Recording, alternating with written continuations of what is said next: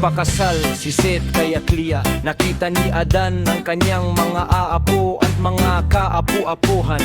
Nang makita ng aming amang si Adan na si Seth ay may sagal na puso, ninanais niyang ikasal ito. Baka sakaling muling magpakita sa kanya ang kaaway at siya'y lupiging. Kaya sinabi ni Adan sa kanyang anak na si Seth, nais ko, anak ko, napakasalan mo ang iyong kapatid na si Aklia, na kapatid ni Abel, upang siya'y magkaanak sa iyo na magpupuno sa mundo.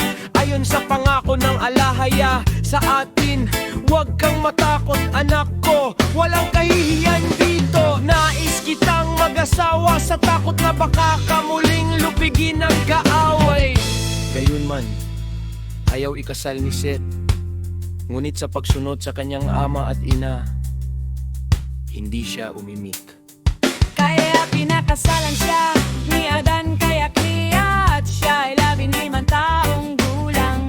Ngunit nang siya ay 20 taong gulang, nagkaanak siya ng isang lalaki na pinangalanan niyang Enos.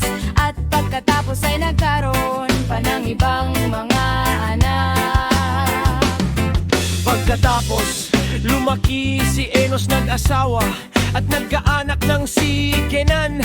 Lumaki rin si Kenan, nag-asawa at nagkaanak ng si Mahalalel. Ang mga amang ito ay ipinanganak noong nabubuhay pa si Adan at nanirahan sa tabi ng kuweba pang mga kayamanan. Nooy 900 at 30 taon ang mga araw ni Adan, at si Mahalalel ay 100 taon. Ngunit si Mahalalel nang siya'y lumaki, mahilig sa pag-aayuno, pananalangin at sa mga mahihirap na gawain, hanggang sa nalalapit na